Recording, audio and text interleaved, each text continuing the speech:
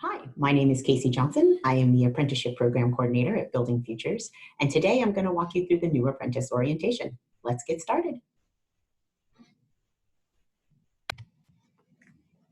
This orientation is your guidebook to understand how apprenticeship works and gives you some helpful information about Rhode Island and federal laws governing apprenticeship. You can download this presentation and handouts to keep handy for the future. The information in this presentation is applicable to any new apprentice in any industry. Our goal for this orientation is that by the end, you understand how registered apprenticeship works in any industry and how we define registered apprenticeship. We'll go over benefits of apprenticeship, share more information about your rights as an apprentice, and we'll share some tips for protecting those rights. Finally, we'll give you information on how to get help if you need it. At Building Futures, we make registered apprenticeship work for individuals as they launch careers with families sustaining wages, and for employers who want to develop talent and keep good people working. Our initiative, Apprenticeship Rhode Island, is our partnership with the Rhode Island Department of Labor and Training. We help employers from all different industries develop and register new apprenticeships. First, I want to say congratulations on your new job.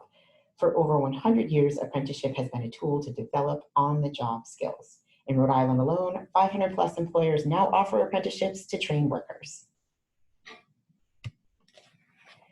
Apprentices in Rhode Island work in diverse fields, from information technology to healthcare and to building and construction.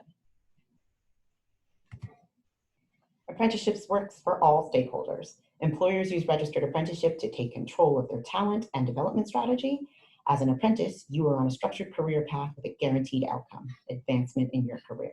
The state system of apprenticeship ensures that everyone benefits from quality registered programs. Skills learned on the job vary by job and industry, but every registered apprenticeship in every industry has 5 common components. We'll dive into each of these components, but first and foremost, your apprenticeship was crafted by employers in your industry to support you in developing skills that are in high demand. An apprenticeship is more than a job. It's your launch to a new career. Apprenticeships typically range from 1 to 5 years. On-the-job learning is supported by a fully trained worker known as a mentor or journey worker, and related instruction supports the on-the-job learning.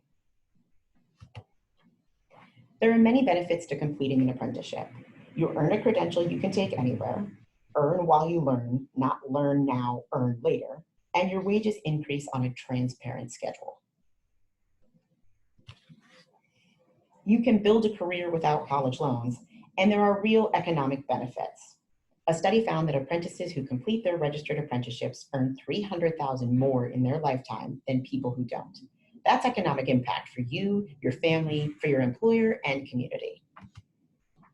Now we'll walk you through the 3 components of registered apprenticeship: your sponsor, on-the-job learning, and required instruction. Each of these pieces work together to ensure that you are gaining the experience and education you need to advance your career. Your sponsor might be your employer, an industry association, or a joint program of a union and employer. I'll often say employer/sponsor. When I do that, I'm referring really to the sponsor who is ultimately responsible for your apprenticeship experience. Your sponsor works with the Department of Labor and Training and Building Futures to set all the terms of your apprenticeship. We'll go into those specifics later. It is also your sponsor's responsibility to track your progression. On-the-job learning is critical. It's the foundation of your apprenticeship. You might see on-the-job learning abbreviated as OJL in documents. For on-the-job learning to work, it's critical that you know what you're supposed to be learning in each work segment, you have a mentor or journey worker assigned to supervise you, and you get feedback on your performance, so you know what you're doing well and what you need a little work on. Instruction. The Department of Labor and Training refers to instruction as RTI in written documents. I'll refer to it as classroom instruction, even though your required instruction can be offered in a lot of different ways: in a classroom, online, through your union, self-study, a private course, or college. Important to note, if you're responsible for paying out-of-pocket instruction, there might be financial assistance available or more affordable options to get that instruction. You can reach out to Lori Turquetta at the Department of Labor and Training, and you can download her contact information in the handout. Okay, we are going to dive into your apprenticeship agreement.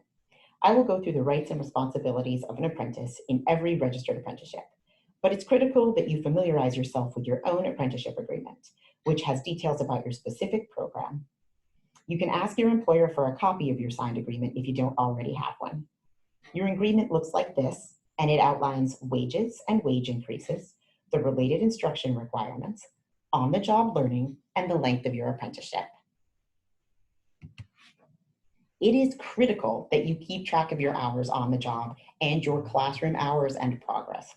It is also your sponsor's responsibility to track your hours, but keep your own record and protect your rights. You have the right to proper or adequate supervision. That's how you will build the skills you need in your career, so you're not left all alone all day to sweep up, although cleanup could be an important part of the skills you are learning. As an apprentice, you must be assigned a fully trained worker or mentor who knows your work assignment, is providing on-the-job learning, and is ensuring your safety. The length of your probation, typically your first few months on the job, is listed on your apprenticeship agreement. During this time, your agreement can be canceled by you or your employer for any reason. After your probationary period, you or your employer can still cancel your agreement, but must provide you with cause for that cancellation and must give the opportunity to correct any problems with job performance. Your wages increase as you meet on-the-job learning benchmarks, complete your work hours, and progress in instruction. Your wages can never be less than minimum wage, and they always reflect some percentage of the wages of a fully trained worker. The section circled here outlines your wage schedule. By keeping your own records, you can know exactly when you expect a wage increase. Related instruction is a vital component of your apprenticeship. Your apprenticeship agreements summarize the instruction provider and the number of instruction hours, who pays for the course, you or your employer, if the course is during work hours, on your own time, or both, and if you will be paid during your class time. Treat your coursework like a job, because it is. You can face repercussions at work for not participating in instruction, and you stall your progress in your apprenticeship if you're not keeping up. You have the right to a safe and healthy instruction in compliance with federal occupation safety, health, and administration standards. These are known as OSHA standards. It is up to you to practice on-the-job safety to protect you and your coworkers from harm. You have the right to a workplace free of intimidation, harassment, and retaliation. The Equal Opportunity Commission is a federal agency that protects these rights. It is against the law for a sponsor of an apprenticeship to discriminate based on any of the following listed. You can find your sponsor's Equal Opportunity Pledge on the back of your agreement. If you feel your rights are being violated, you can take action. Download the EEOC handout to learn more. Your employer has made an investment in your training and wants you to succeed. However, problems do happen. If your progress is not meeting the standards of your apprenticeship, your employer might take action by putting you back on probation or requiring you to repeat a portion of your apprenticeship. Just like any job, as an apprentice, you can be fired. But before your employer takes that step, you have to be given the opportunity to learn about what's going wrong and the opportunity to correct that problem. When you complete your program, you earn a nationally recognized credential that you can take to any employer in your field. The Rhode Island Apprenticeship Office issues your certificate of completion after your employer/sponsor certifies that you have completed all of the requirements for your apprenticeship. Now let's summarize your responsibilities. You need to know your agreement, attend required instruction and do the work, follow safety rules, and track your hours on the job and your progress with coursework.